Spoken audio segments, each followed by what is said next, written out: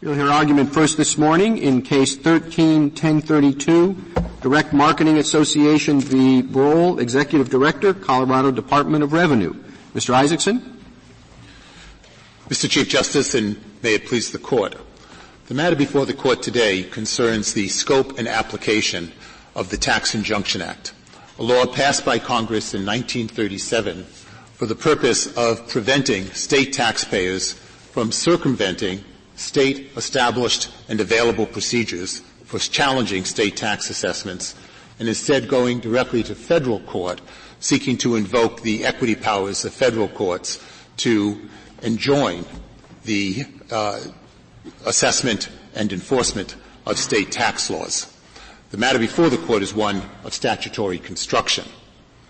In 2010, the state of Colorado passed legislation that had three components to it.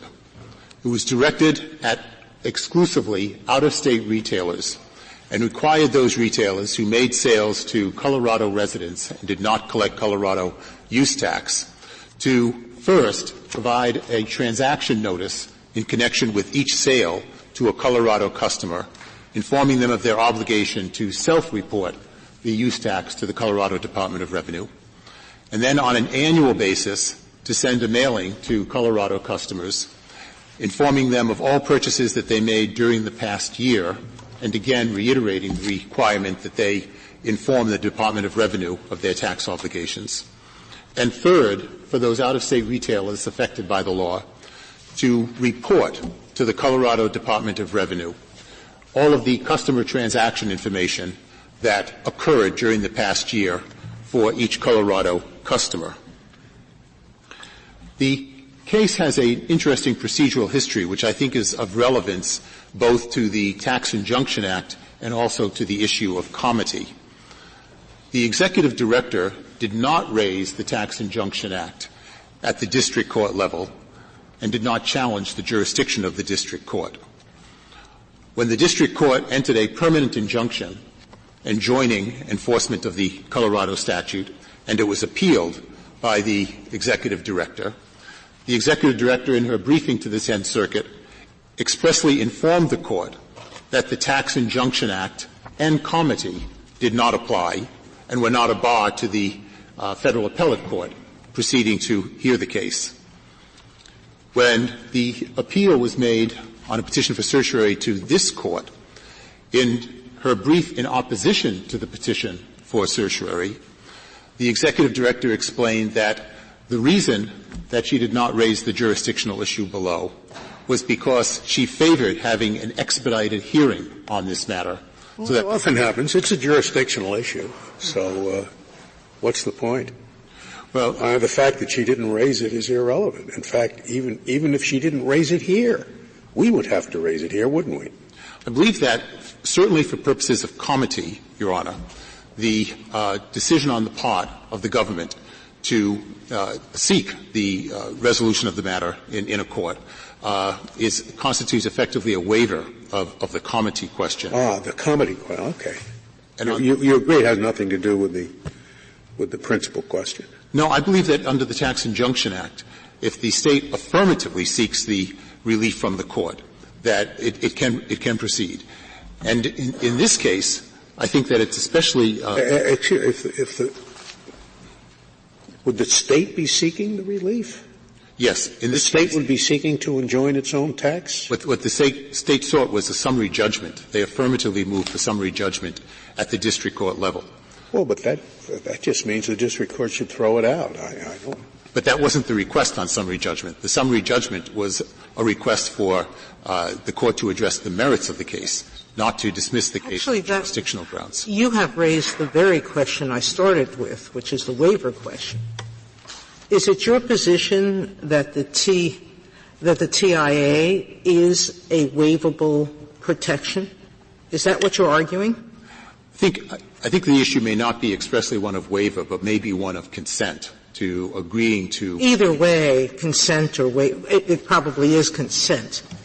If it is consensual, what you're suggesting is that the reason for the TIA is not jurisdictional in its traditional sense, but one based on comity that can be consented to.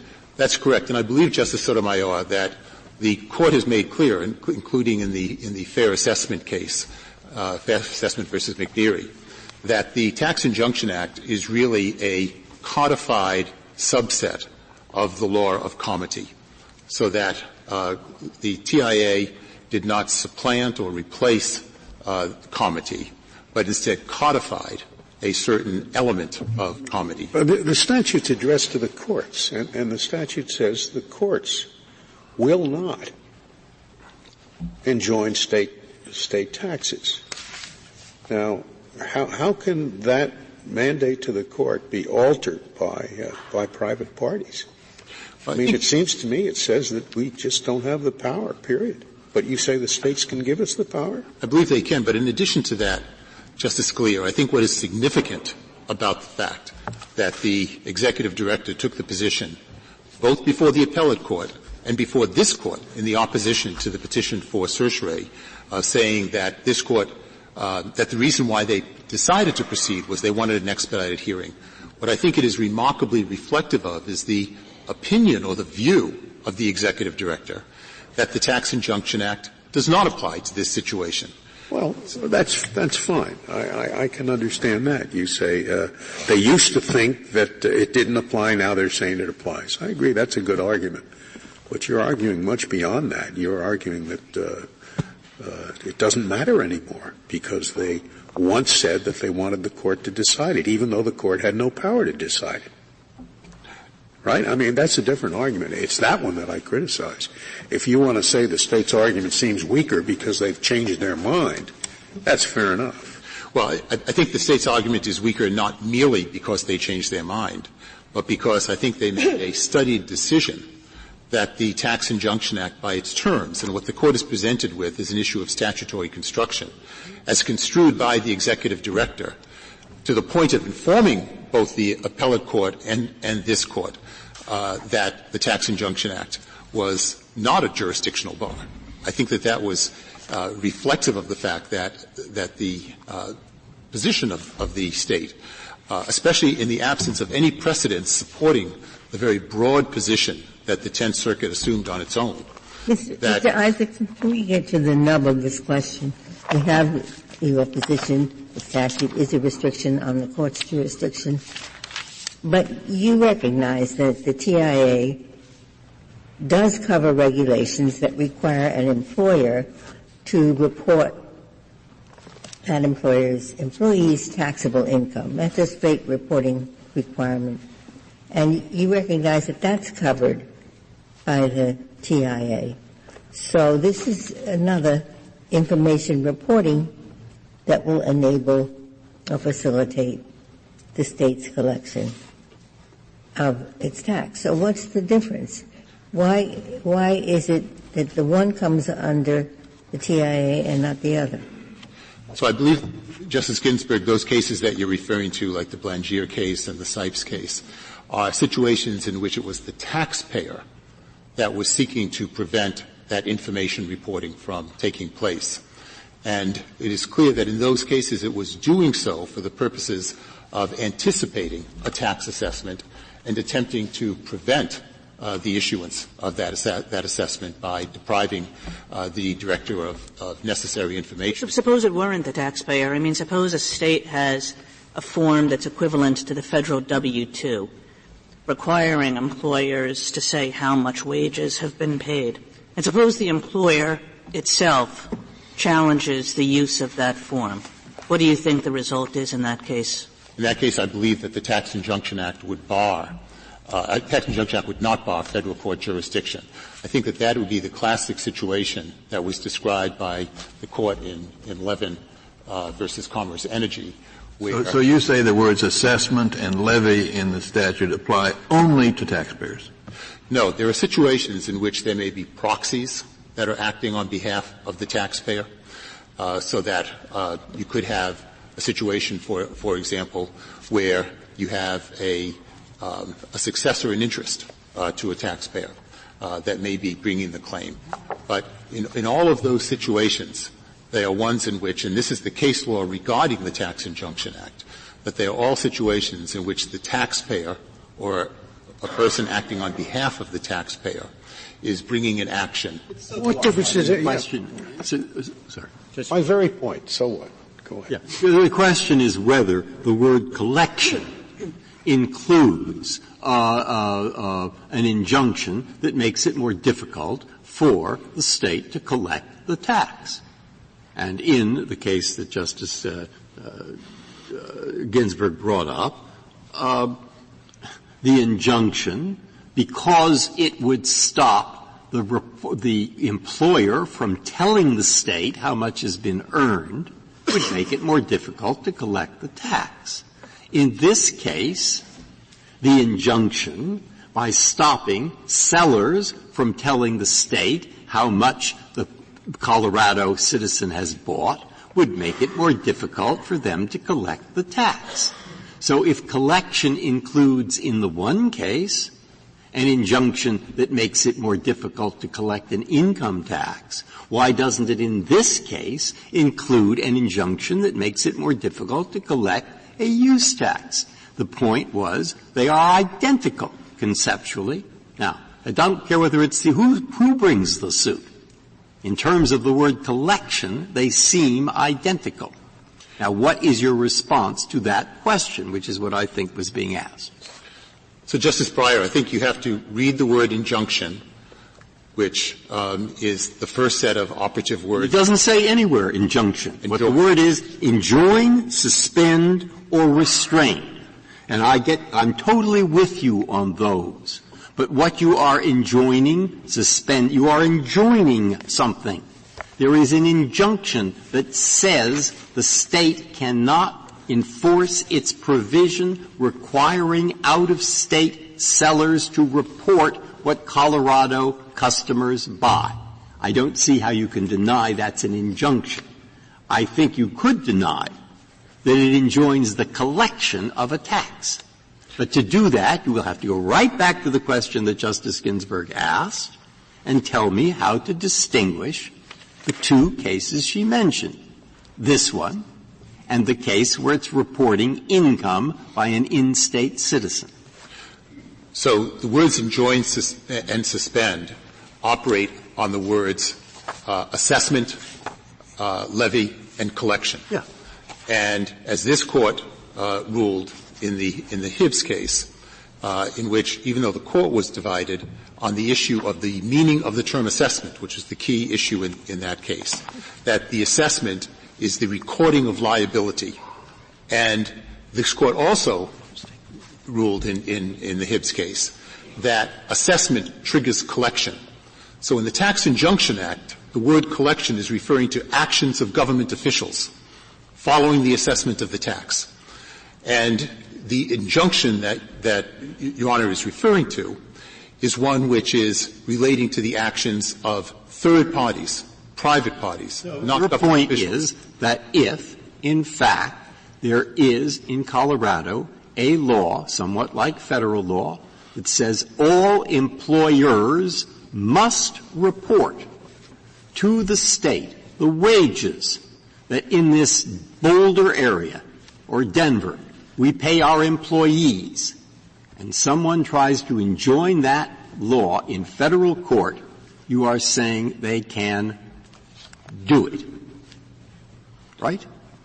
Doesn't matter whether it's use out of the state or employment within the state, and we simply have to accept that consequence because of Hibbs.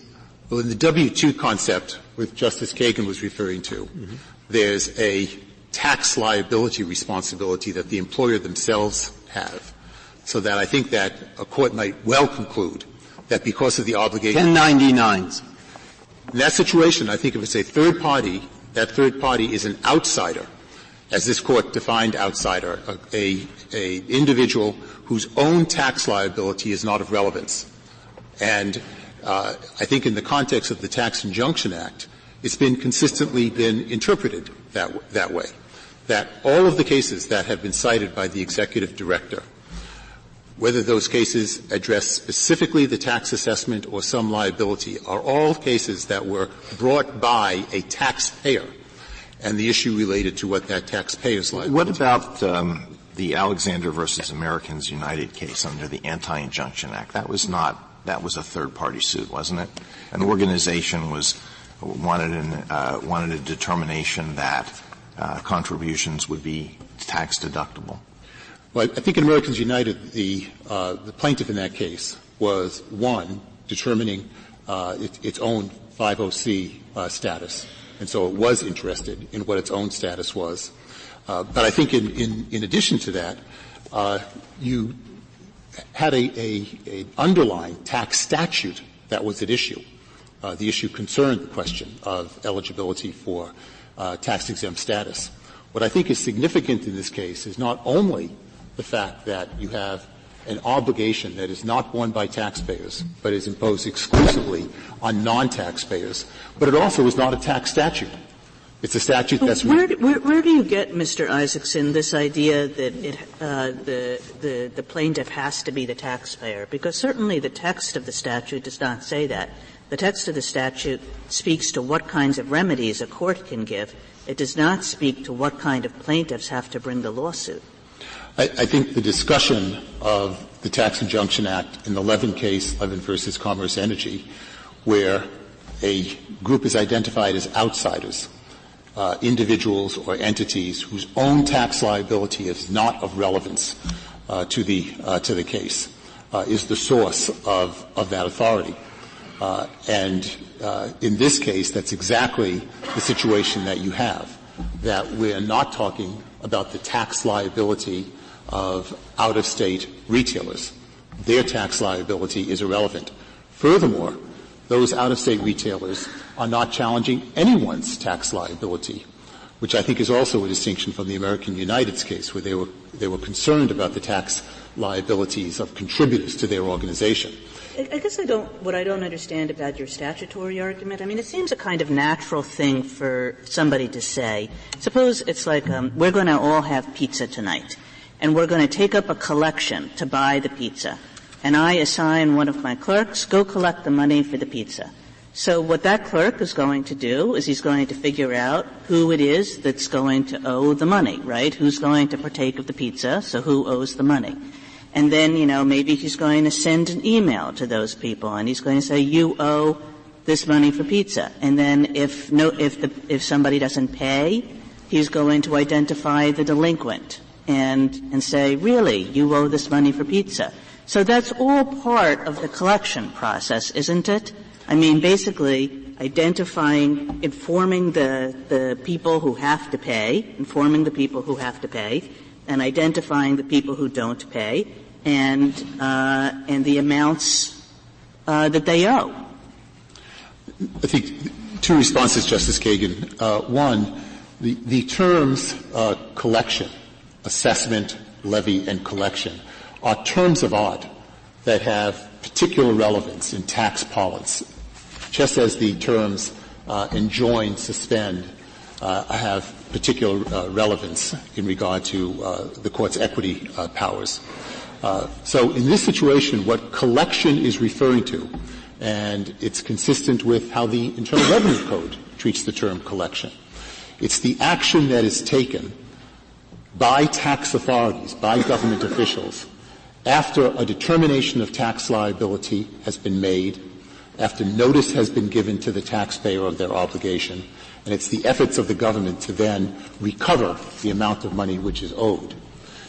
The fact that there may be information which is of use, of relevance, that may precede the collection activity of the government doesn't convert those preliminary activities into collection itself.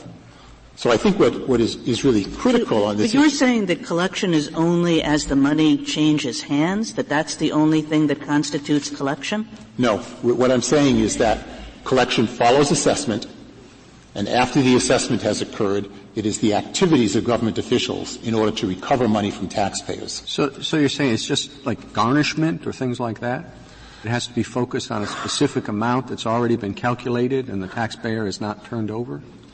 It certainly goes far beyond garnishment and would include any activities on the part of government officials once a taxpayer's liability has been determined. So you've got to know that he or she owes $1,482 because they've done the calculations and they haven't paid that over. Yes, as this court decided in the Hibbs case, in the decision written by Justice Ginsburg, it's assessment that triggers collection, so that they fall in sequence to each other. I'm not sure what you have conceded. Do you acknowledge that if there were a state law which required in-state sellers not to collect the tax, but just to advise the state revenue service that someone has purchased an item on which tax is due, would you acknowledge that that could be enjoined?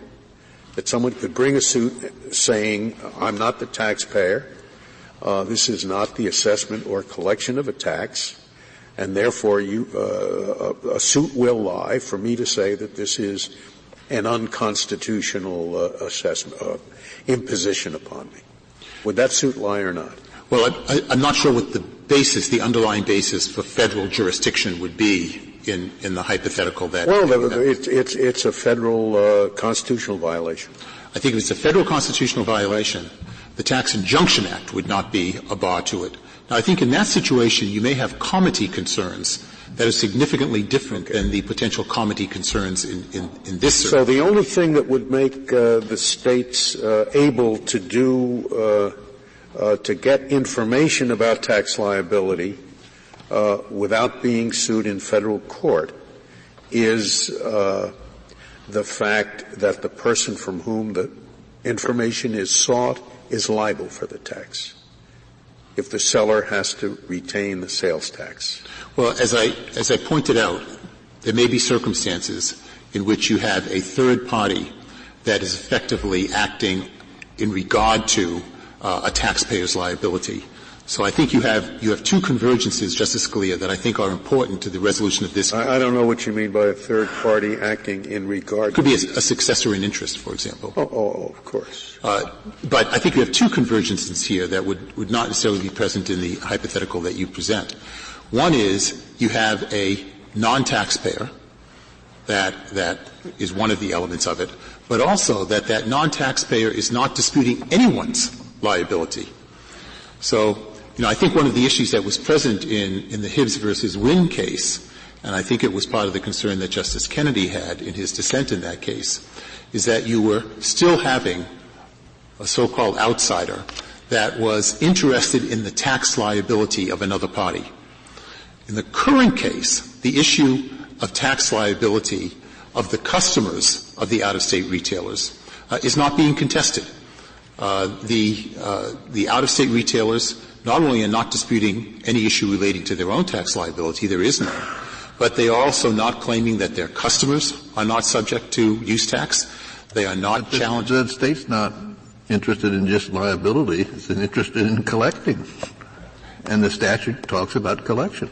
Absolutely. And so it seems to me that's just not responsive to the issue. No, I agree with you, Justice Kennedy, that in this case, the Direct Marketing Association members are not challenging the authority of the state to pursue collection of tax revenues from customers. They're not. But we're talking not about what you're challenging. We're talking about what the state's interest is.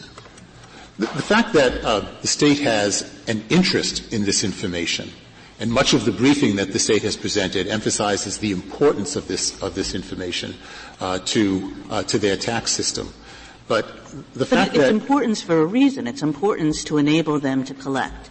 Essentially, the state is saying we're not going to be able to collect this tax unless we do these things, unless we tell people that they in fact owe the tax, and unless we have a mechanism to make sure that people who don't pay the tax are identified. And that's what all these forms are all about. It's about collecting a tax that most people do not pay. I'm not sure that the state is saying they're not able to collect the tax absent this information. In fact, the anticipated revenue on the revenue note that went with this was $12.5 million. It was less than 2/10 of 1% of the total state revenues. But assuming for the moment that the state does believe that this is important information, valuable information, that doesn't mean that it fits within the language of what was excluded by the Tax Injunction Act from federal court. But wouldn't you agree that in any case in which a government goes about collecting a tax, it has to say, how are we going to collect this tax? And this is just this state's answer to the how are we going to collect this tax. Well, what we're going to do is that we're going to inform people that they owe the tax, and then we're going to get information that enables us to make sure that the delinquents pay up. That's how we're going to collect it. I believe the issue that the court is confronted with is in the construction of this statute in regard to what the meaning of the word collection means in the context of being associated with assessment, levy, and collection. What is the act of collection? Not what is the interest of the state in being able to pursue collection, but what is the act of collection that is enjoined. And I think that is what is determinative of whether there's a federal forum to be able to address that issue. If there are no further questions, Mr. Chief Justice, I'd like to reserve the remainder of my time for review. Thank you, counsel.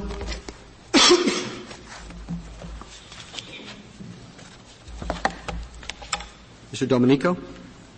Mr. Chief Justice, and may it please the Court. Justice Kagan, this injunction has deprived Colorado of the tool provided by the state legislature under state law for the assessment and collection of these taxes. Am I correct that Colorado is the only state that seeks to do this with respect to out-of-state sellers? Colorado is the only state with this precise combination. That's amazing. If indeed this is a proper operation, why wouldn't all 50? In my experience, if it moves, you tax it, and I cannot imagine that the other states have not piled on with this thing. If it is so essential to the tax system, and if there are no problems with doing it. My goodness. Well, of course, the question on the merits is whether there are, in fact, problems with it. No, I understand, but the fact that it's a one of a kind gives me some pause. This is certainly a very important case, because I have no doubt that if we come out agreeing with you, every one of the states is going to pass laws like this. Well, I would agree with that. All sellers will have to be providing this information. Certainly, I think if we ultimately prevail on the merits, that's true. Yeah. The question is whether that challenge on the merits goes through federal or state court. Let's assume I am a not-for-profit an unpopular not-for-profit corporation that has members who don't want their identity known because hurtful things will be done to them. And I make a sale which would be exempt from Colorado's laws if indeed it was made by a not-for-profit organization to one of its members. And Colorado demands from this organization the names of its members. And you tell me that cannot get into — I'm claiming a First Amendment objection to turning over the names of my members, and you tell me that cannot get into federal court. Justice Scalia, I'm telling you that cannot get into federal court. That is a central part of the state's tax system. It may very well be unconstitutional on the merits. It can't be that central if no other state has it.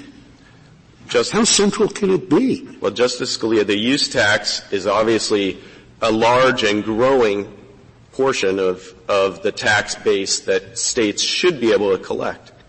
And Colorado has been unable, except in a minuscule percentage, 0 to 5% are the estimates of who actually pays this tax, are paying now. I'm a little bit confused.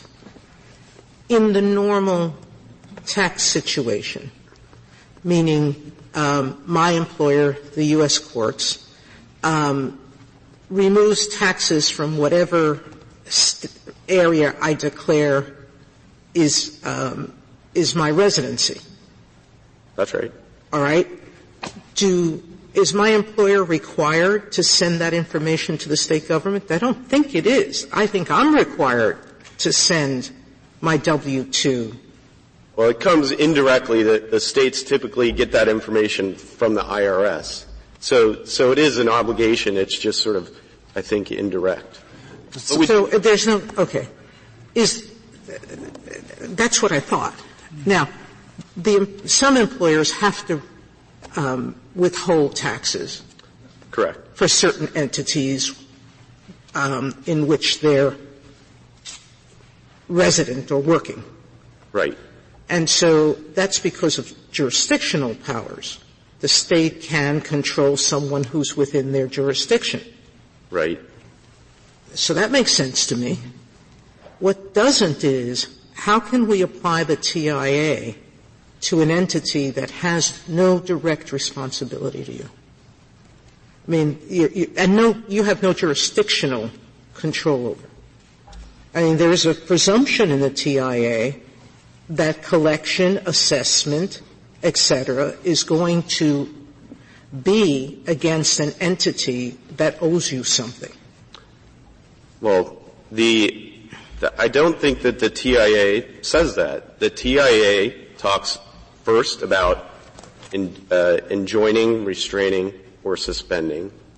Then it talks about how are they enjoining? You can collect everything you want against your taxpayer over your having jurisdiction. So how are we restraining you from we're not giving you information, but this injunction is not stopping you from collecting that tax.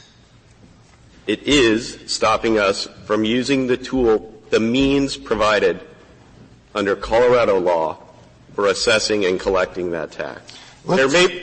I'm sorry. No, go ahead. Let's assume a state law that gives the state taxing authority a lot of money for new computers, and somebody challenges that law on some state ground, whatever it is. Would that challenge on some federal ground? Would that challenge not be able to be brought in federal court because the computers are going to help the tax service to get more delinquent taxpayers, and therefore you are restraining the collection of taxes? I don't think so, Your Honor. Why not? The circuit courts have addressed these types of questions much more often than this court have. And they've uniformly, at least 8 of them that have addressed that kind of question, have drawn essentially the same line. It's the one expressed in cases like Chemlon and Judicial Watch. And the question they ask is the action you're attacking, is the purpose of that action, the state action, is the purpose, is it intended to culminate in assessment or collection of taxes, and is the likely effect to culminate? That is a very narrowing thing. I mean, Henry Friendly some years ago said, of course, you can use the term collection to refer to any method of helping to secure payment. But Congress was referring to methods similar to assessment and levy that would produce money or other property directly rather than indirectly. The reason being, once we start down your road, there's no stopping place. GDP consists of about $16 trillion. It's very hard to think of even one of those $1 trillion that you couldn't figure out passed through somebody's hands who owed a tax and then later went into somebody else's hands, and it would help the state or the federal government to know from that second or third person how it got the money from the first person's hands. That's true of houses. It's true of food. It's true of in states that tax food. It's true of this desk. It's true of everything you can think of. And therefore there will be, ruled out, unless we're going to start line drawing. And I don't know what lines to draw. Therefore, said Henry Friendly, let's not. Let us read collection to mean what it means in context, namely what Hibbs suggests the 3 phrases mean. Read them together. That, I think, is the strongest argument against you. And therefore, I'd like to hear your response. Justice Breyer, I agree with you. That's the strongest argument against us. This injunction makes it impossible for Colorado, under the state law that the legislature has enacted, to do any form of assessment, any form of collection on hundreds of... Really? You can't ask your citizens the same way that the federal government asks us? Pay. That's their polite way of saying it. Well, and by the way, if you fill out your form incorrectly, depending upon your state of mind, you may discover you are in prison. Now, that seems to be a not perfect way of doing it, but it does tend to encourage people to pay the taxes that they believe they owe. Justice Breyer, indirectly at least, Colorado makes the same statement to its citizens about this tax, but it can't determine who owes the tax, and it can't determine how much they owe, and it therefore... Tell you the truth. That would be nice, yes, but that's... Well, this is the West, I understand. I'm from the West.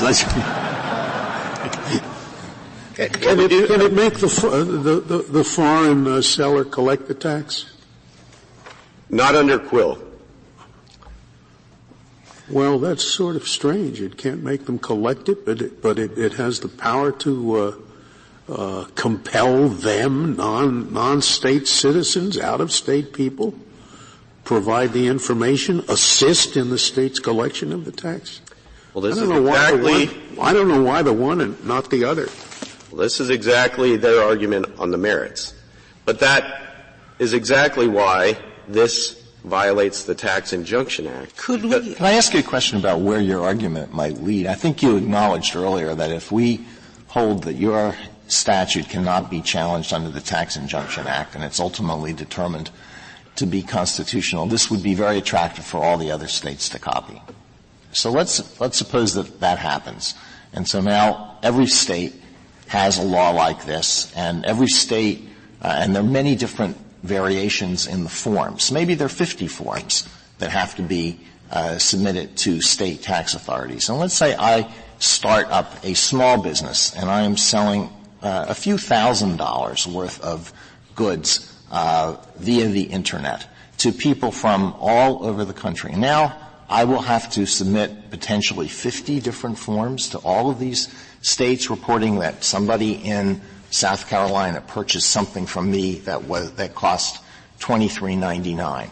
Now I know you have a requirement that it has to reach a certain threshold, but I don't see that's just something that you've chosen to do. But that's where this all could lead, couldn't it?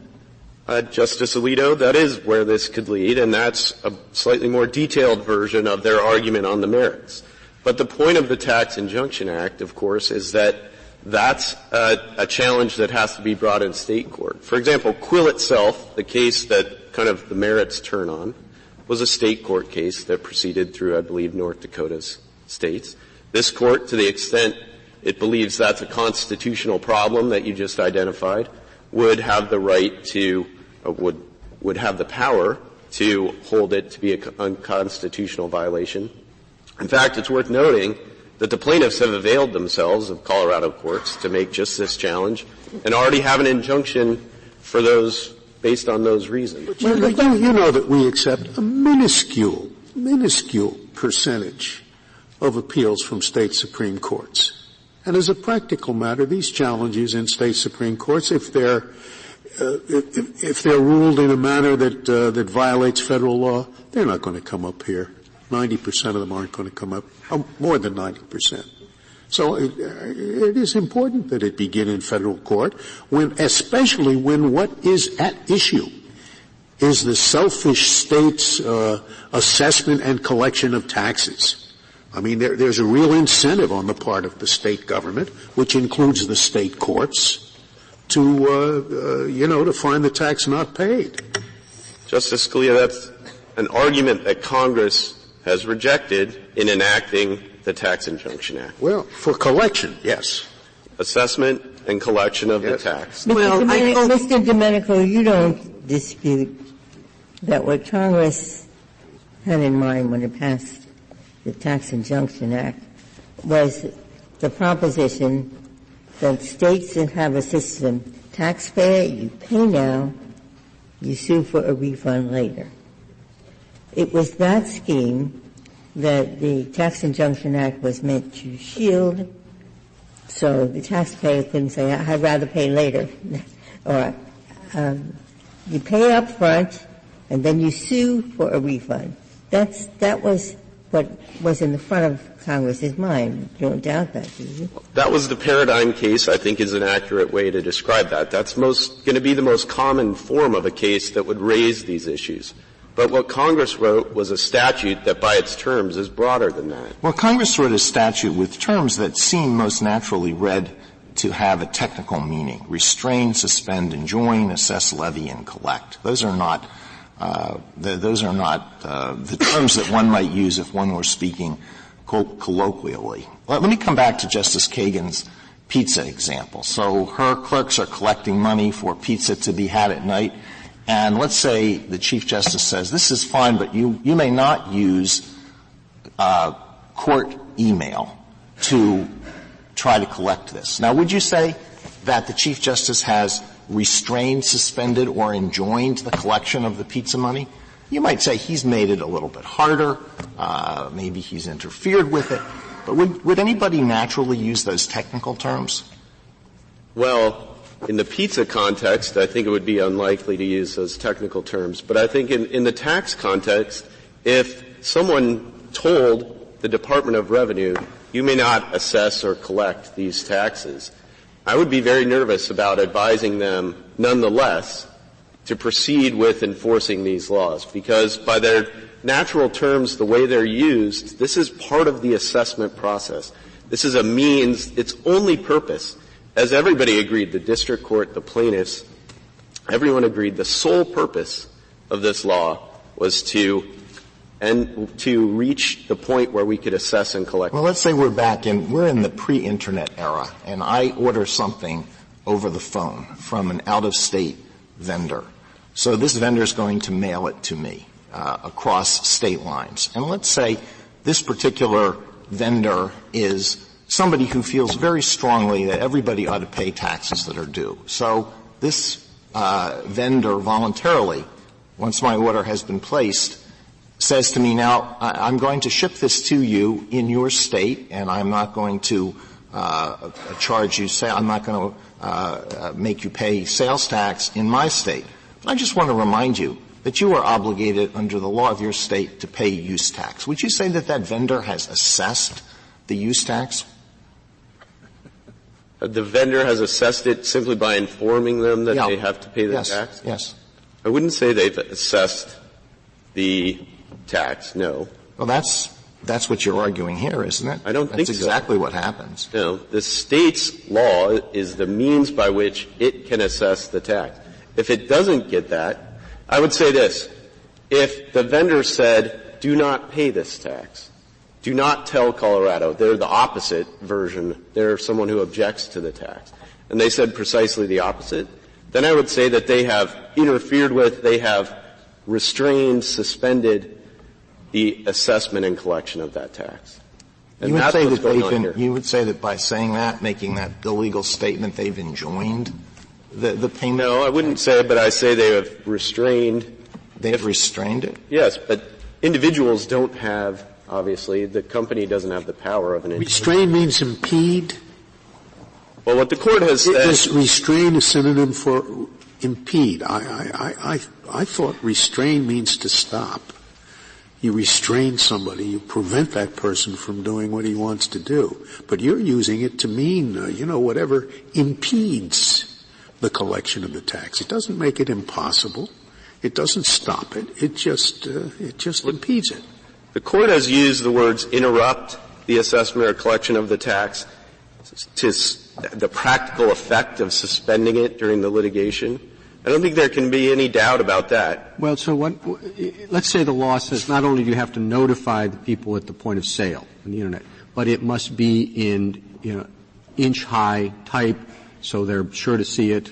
Is that okay? Because that impedes the collection or presumably they can't just put it in the tiniest little type at the bottom of the page. If the challenge is only to the size of the font requirement? Well, I mean, you can make light of it if you like, but they're more likely to notice it if it's there glaring them in the face as opposed to a little footnote at the bottom, along with all the other. And there are regulations of that sort with this law, and that's what and that restrains the collection of the tax? If you don't, it restrains the means of assessment and collection of the tax under state law.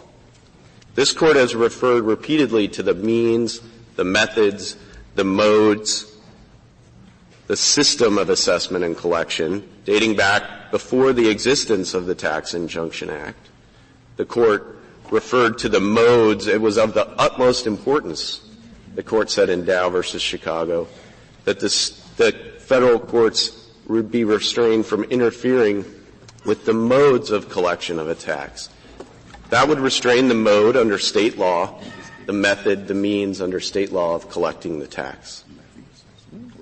Your argument is at least in tension with this Court's decision in Hibbs.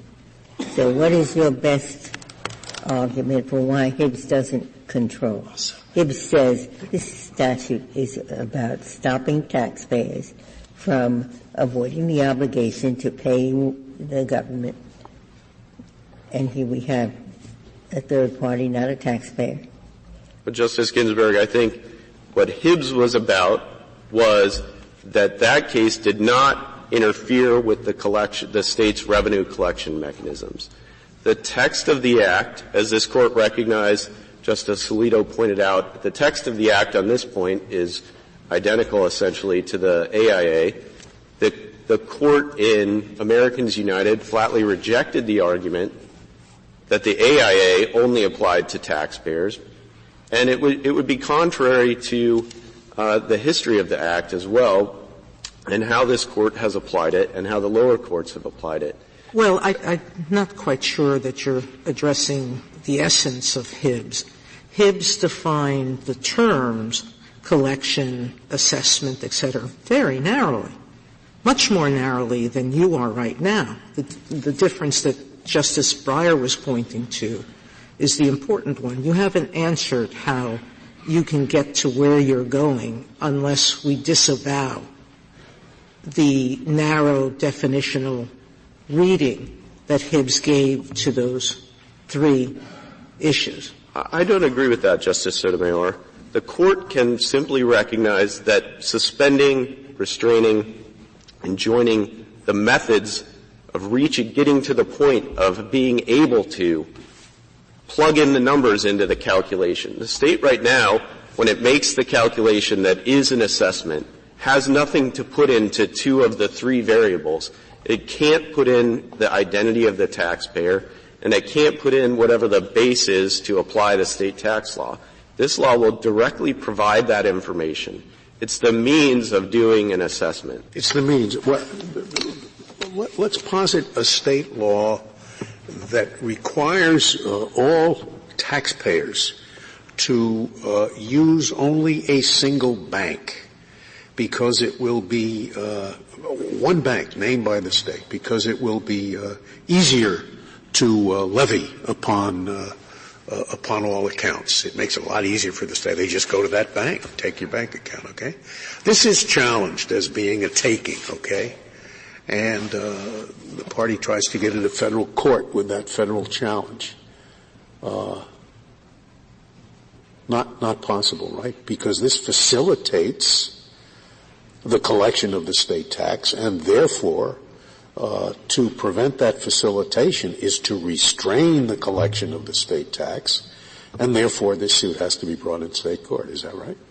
Well, I think that the test that's been developed and has proven workable for decades in the circuit courts, none of them have rejected, is the question would be, is the purpose of that law the assessment or collection of Yes, it is. That's the whole reason. And is the likely effect, if the whole reason that law was passed was to improve the assessment or collection of the tax, then the Tax Injunction Act would allow that challenge to be brought in state court, that the state courts have proven themselves able to. I mean, the worst case scenario under any of the parade of horribles that the plaintiffs have brought forward is that the cases go to state court. This court has recognized. Well, you're disavowing then our pointing to in Hibbs the Second Circuit case. You're saying if the purpose of the law, a law that says if you don't pay your taxes, we're going to imprison you, that can't be brought to federal court. The purpose is to ensure that you pay your taxes or to encourage you to pay your taxes. I think the court looking at Wells can make a distinction based on the fact that in that case the state had given up on assessing or collecting the taxes. The facts of that case were that the state was no longer trying to assess or collect taxes from Mr. Wells. It was instead had given up and was punishing him for failing to comply with the law. I think the court could separate penalties when a case like that comes up. I don't want to miss the question that we started at the beginning of your brother's argument, which was the consent below issue. Right. Why was it that until your briefing here, you had been arguing that the TIA did not apply or were not challenging the analysis by your adversary? It was a mistake. Knowing what we know now, we should have argued it.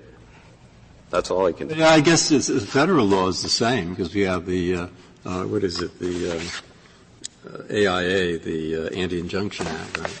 So Congress tomorrow passes a law, I'm not saying they would, but that anyone who hears of anyone paying anyone else any money for any service or good shall immediately report it to the nearest IRS office, and if they fail to do so, it's a crime, or we'll seize all his assets.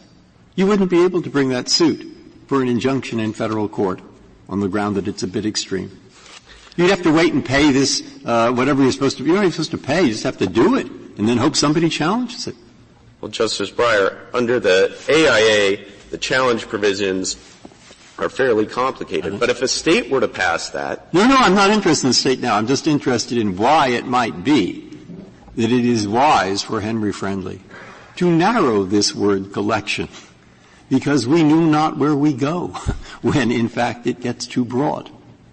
Well, Congress has used the word collection, assessment, levy, and collection. This Court has always interpreted them very broadly in the context of the Tax Injunction Act, at least as broadly as in the context of the Anti-Injunction Act.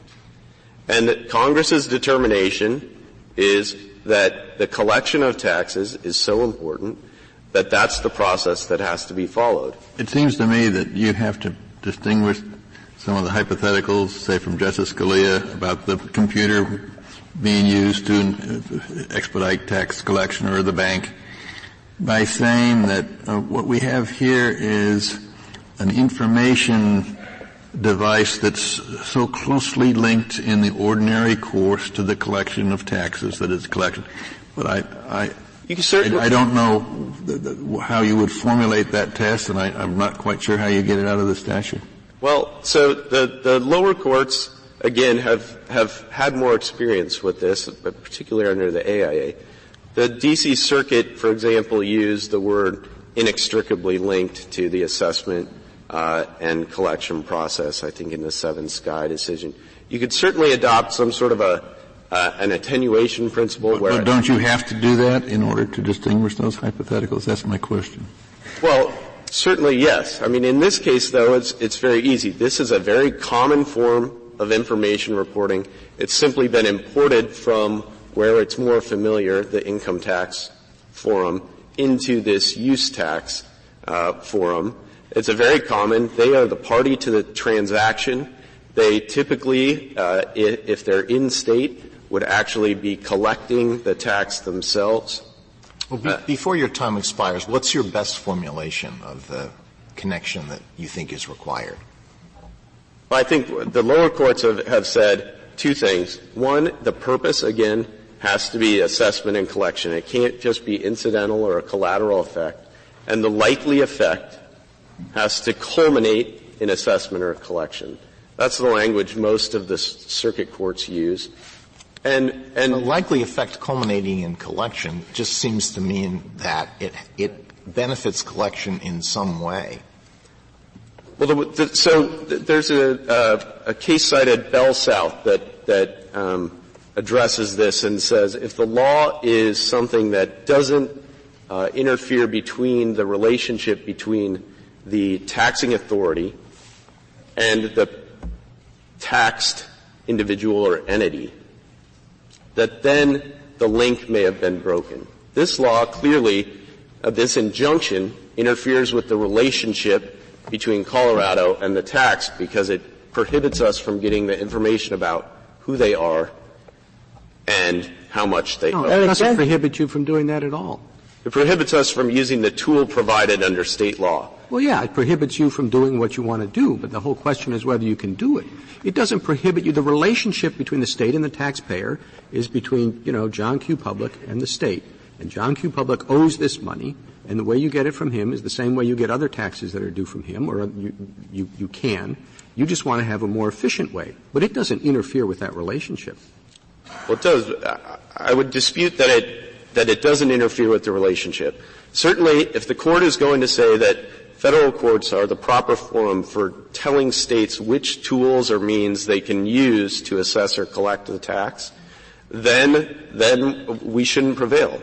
But if the Tax Injunction Act is about anything, it's about leaving it out of federal courts. But the question, this is just a forum question, right? That's right. You can sue in federal court. The question wouldn't be the one you posed. The question would be the one on the merits. Does this violate the Commerce Clause? Well, that question under the AIA or under the TIA has to be in state court where it is right now being litigated by the same parties, the same claims. So, yes, that question has to be decided in state court. Thank you, counsel. Mr. Isaacson, you have 4 minutes remaining.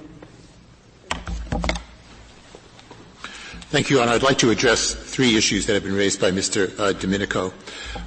One of the, I think, primary concerns is the boundless nature of the test that has been suggested by the Executive Secretary. And I believe that it's boundless in 2 regards. One, it could reach any third party. It can reach common carriers. It could reach Internet service providers. It could reach credit card companies. It could reach any party that the state maintains has some information that would be relevant to assist it, to facilitate it in the collection of taxes. There is no limitation on what that scope may be, even though that third party itself may not have its tax liability at issue, nor may it have any interest in any other party's tax liability. In addition to that, the definition of collection, as presented by my brother, would reach any activity that might facilitate, not only any person, but any activity that might facilitate. So there really is, again, no limitation on what the kind of request for information might be that could be imposed by the standard that has been suggested. The Tax Injunction Act simply was not intended to provide for that kind of expansive, unbounded reach. Much to the contrary, as Justice Ginsburg has pointed out, the purpose was to require taxpayers who want to challenge their tax assessments to have to go through state procedures that have been established, which usually were the payment of the tax and bringing a suit for refund, and not to employ federal court equity jurisdiction. The difference between the original purpose of the Tax Injunction Act and its proposed use by the state of Colorado is immense.